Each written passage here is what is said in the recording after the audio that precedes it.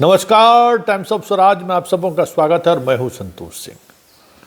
और आज हम टाइम्स ऑफ स्वराज में तीन तस्वीर के सहारे बिहार के शिक्षा व्यवस्था को समझने की कोशिश कर रहे हैं।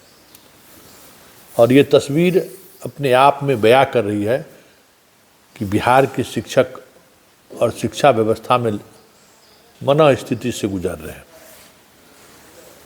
काफ़ी गंभीर बात है। देखिए, स्क्रीन पर जो तीन तस्वीरें चल रही हैं, पहली तस्वीर तो एक अखबार का कतरन है, दूसरी में एक टीचर का वीडियो चल रहा है और तीसरी में एक बार गर्ल डांस कर रहा है। इन तीनों तस्वीर का रिश्ता स्कूल से है। अब जरा एक एक कर हम चर्चा करते हैं। पहली तस्वीर जो हमने आपको दिखाई है वो औरंगाबाद से खबर आ रही है कि एक बीपीएससी शिक्षक ने आत्महत्या कर दिया है। और आत्महत्या की वजह अभी तक स्पष्ट नहीं हुआ है, लेकिन उसकी शादी ठीक हुई थी हाल ही के दिनों में और अप्रैल में उसकी शादी होने वाली थी। परिवार वाले कहीं न कहीं शादी को लेकर ही आत्महत्या के अंदेशा व्यक्त कर रहे हैं कि पत्नी, होने वाली पत्नी को लेकर कुछ बात हो सकता है उसके दिमाग में चल रहा हो, लेकिन साथ काम करने वाले शिक्षक कुछ और भी बातें कह रहे हैं। कुछ उनका रिश्ता हाल के दिनों में एक शिक्षिका से काफ़ी बढ़ गया था और उसको लेकर वो थोड़ा सहज नहीं थे। और खबर ये आ रही कि जिस लड़की के साथ इस टीचर का रिश्ता था, वो लड़की किसी और टीचर से शादी करने की बात या फिर मिलने जुलने की बात बढ़ा दिया। इनके साथ नियमित वो स्कूल आते जाते थे, इनके साथ स्कूल जाना बंद करके किसी दूसरे टीचर के साथ वो आना जाना शुरू कर दे। इस बात को लेकर दोनों में विवाद चल रहा था और उस विवाद के दौरान शिक्षक ने इस हद तक अपने आप को परेशान महसूस किया कि दुनिया से ही चले गए। लेकिन ये बड़ा सवाल है। देखिए, ये जीवन में कि हर किसी के जीवन में इस तरीके का पल आता है और उस वक्त पुरुष वाकई में कमज़ोर होता है। और आप जानकर हैरान हो जाएंगे कि इस देश में, नहीं दुनिया में, सबसे ज़्यादा सुसाइड करने वालों में महिलाएं नहीं हैं, पुरुष।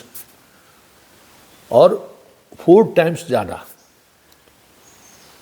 मतलब लड़कियां अगर 25 सुसाइड करती हैं तो पुरुष 100 सुसाइड करता है। इस तरीके से 110-20 के करीब ये संख्या, मतलब ये संख्या है। तो ये प्रवृत्ति बढ़ेगी क्योंकि यंग जनरेशन के लोग, शिक्षक शिक्षिका एक जगह काम करने जाते हैं। रिश्तों की बहुत सारी ऐसी चीज़ें हैं, उलझने हैं जिनको संभाला नहीं जा सकता है। ये भी बात क्योंकि ये खास कोई केमिस्ट्री नहीं है, ना कोई फिजिक्स है, ना कोई मैथ है कि खास फार्मूले में ही आप इस विषय को ढालकर समाधान निकाल सकते हैं। ये एक अलग तरीके की समस्या है। लेकिन सवाल ये है कि आने वाले दिनों में ये प्रवृत्ति बढ़ेगी, लगातार बढ़ रही है। हमें लगता है कि अभी तक 15 से ज़्यादा शिक्षक शिक्षिका सुसाइड कर चुकी हैं। उसमें सबसे ज़्यादा यहाँ भी सुसाइड करने वाले में शिक्षक हैं। और अधिकांश मामलों में यही प्रेम प्रसंग का ये मामला सामने आ रहा है। और उस वजह से या तो लड़कियाँ सुसाइड की हैं, दरभंगा में भी सुसाइड की, किशनगंज में इसी लव ट्रायंगल में हत्या ही करवा दी, सासाराम में भी यही स्थिति हुई, औरंगाबाद में भी यही स्थिति हुई। कई जगह लव ट्रायंगल में आत्महत्या हो रही है, हत्याएँ भी हो रही हैं। तो ये इस समस्या का समाधान अगर शिक्षक नहीं निकाल पाएंगे तो हमें लगता है कि तब फिर बहुत मुश्किल होगा समाज को संभालना। इसलिए शिक्षकों को इस मुद्दे पर आपस में बातचीत करना चाहिए, क्योंकि आप जिस स्कूल में हैं उस स्कूल में शिक्षक शिक्षिका दोनों बड़ी संख्या में हैं। दोनों एक दूसरे को सपोर्ट करने की ज़रूरत है, तभी नहीं तो इस तरीके की घटनाएं इतनी जिस तरीके से घट रही हैं बहुत मुश्किल होगा। क्योंकि इसका असर बच्चों पर भी पड़ता है, इसका असर समाज पर भी पड़ता है, इसका असर आप जहाँ पढ़ाने जाते हैं, जिस गांव में जाते हैं वहाँ भी पड़ता है। शिक्षकों को लेकर एक अलग तरीके की धारणाएं बनने लगती हैं। तो ये इस प्रवृत्ति से कैसे बचा जाए, इस पर हमको लगता है कि पुरुष और स्त्री दोनों को समझदारी से काम लेने की जरूरत है। नहीं तो फिर बहुत मुश्किल होगा आप लोगों को नौकरी करना, क्योंकि लुका छुपी इस तरीके से प्यार मोहब्बत में इस गांव वाले भी एतराज़ व्यक्त करते हैं। गांव वाले भी इस तरीके की खबरें जैसे बाल बच्चे के द्वारा मिलता है तो वो एग्रेसिव हो जाते हैं, मारपीट करने पर उतारू हो जाते हैं।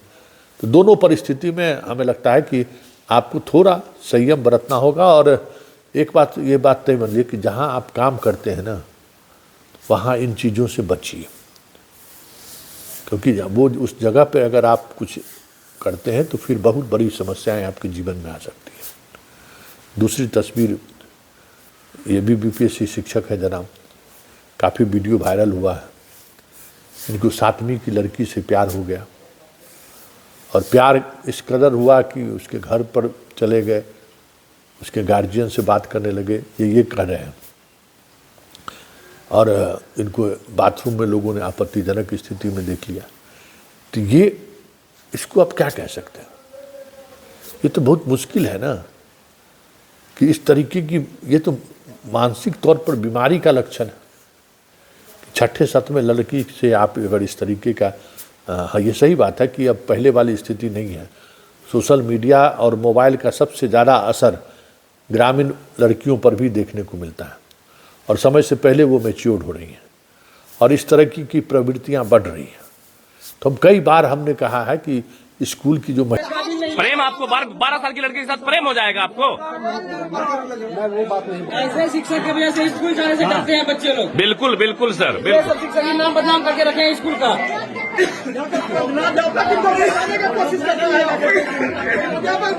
प्रधानाध्यापक भी वैसा ही है ना। दारू पीता है दारूबाज है। महिला शिक्षक है, उसको कम से कम इस तरीके की घटनाओं को कैसे रोकें। इस तरीके के व्यवहार में अगर कोई शिक्षक उलझता हुआ दिखे तो उनको एक दोस्त के रूप में हमें लगता है कि सहयोग करना चाहिए उनको कहीं न कहीं, क्योंकि ये एक प्रवृत्ति है। इस प्रवृत्ति में कुछ भी हो सकता है, इस बात को समझना चाहिए। और इस घटना की वजह से ठीक है, विभाग ने शिक्षक को निलंबित कर दिया, कार्रवाई वहाँ से उनको हटा भी दिया है, लेकिन ये समाधान नहीं है। ये एक तरह की का कह सकते हैं कि बीमारी है और ये बीमारी काफ़ी तेज़ी से फैल रहा है सोशल मीडिया और मोबाइल की वजह से। लड़के लड़कियां भी एक अजीब तरीके का व्यवहार, उम्र से पहले मैच्योरिटी, और इस मामले में कुछ ज़्यादा ही समाज जो है सो खास करके लड़कियां और लड़के कुछ ज़्यादा ही मैच्योर्ड हो गए हैं। इसलिए इस पर संभालना बहुत मुश्किल है। ये तभी हो सकता है जब स्कूल के शिक्षकों के आपसी रिश्ते बेहतर हों, और ख़ास करके हम स्कूल के महिला शिक्षकों को, लड़की जो शिक्षक हैं उनको हम कहेंगे कि आप थोड़ा संभालिए शिक्षकों को, उनसे बात करिए, संवाद करिए, तभी ये इसका हल निकल सकता है। क्योंकि एक बात समझ लीजिए, ये आप सोच रहे होंगे कि अरे उसका मामला है, उसको जाने दीजिए, वो भोगे, उससे आप बच नहीं सकते, उससे आपको खुद नुकसान होगा। स्कूल में अगर इस तरह की घटनाएं घट गई तो आप ठीक से पढ़ा नहीं पाइएगा, आप खुद कटघरे में आ जाइएगा और पूरा स्कूल का माहौल बिगड़ जाएगा। और अभिभावक का अगर एक बार भरोसा टूट गया तो फिर वो भरोसा जमने में काफ़ी वक्त लगेगा। तब तक आपको स्कूल में पढ़ाना, बच्चों को पढ़ाना आपके लिए बहुत मुश्किल होगा। और समाज का विद्रोही होना तो समझिए कि आपके लिए और मुश्किल पैदा कर सकता है। और तीसरी तस्वीर, स्कूल में बार गर्ल डांस कर रही है। देखिए, आप इस बात को समझिए कि अगर आपके स्कूल में बार डांस हो रहा है, इसका मतलब उस गांव के, इस स्कूल के टीचर उस गांव से अपने आप को कनेक्ट नहीं किए। उस गांव का प्रिंसिपल, मतलब है कि गांव के लोगों से उनको कोई वास्ता नहीं है, या फिर गांव की राजनीति में वो भी भागीदार रहते हैं। एक बात समझ लीजिए कि शिक्षक समाज का एक ऐसा आईना है, एक ऐसा दर्पण है। कितना भी समाज किसी भी स्थिति में क्यों ना हो, कितना बड़ा पियक्कर क्यों ना हो, कुछ भी हो, शिक्षक का सम्मान आज भी हर किसी के दिल में है। जैसे ही पता चलता है ना कि मास्टर साहब है, बहुत बढ़िया मास्टर साहब है, लोगों का सिर झुक जाता है, चाहे वो कितना बड़ा आदमी क्यों ना हो, अपराधी ही क्यों ना हो। तो ये इस स्कूल फुलपरास के मधुबनी जिले के जिस स्कूल में ये बार डांस हो रहा है, संकेत साफ है कि उस स्कूल के तमाम टीचर और प्रिंसिपल कहीं न कहीं स्कूल के बच्चों से और उसके अभिभावक से कनेक्ट नहीं है। अगर वो रहते तो एक बार सिर्फ यही दुहाई दे देते कि बच्चों पर इसका क्या असर पड़ेगा, जरा एक बार सोचिए। हमें नहीं लगता कि कोई गार्जियन इस बार डांस को स्कूल में होने देता, गार्जियन ही मना कर देता। और ये बात हमें आप लोगों की बातचीत से ही इस तरह की चीज़ें आती हैं। कल ही एक टीचर से हमारी बात हो रही थी कि गांव में लोग शराब पी के स्कूल पर अगर पहुंच जाते हैं और एक बार शिक्षक कह देते हैं, अरे यहाँ बच्चा है, महिलाएं शिक्षक है, क्या आप कर रहे हैं यहाँ स्कूल?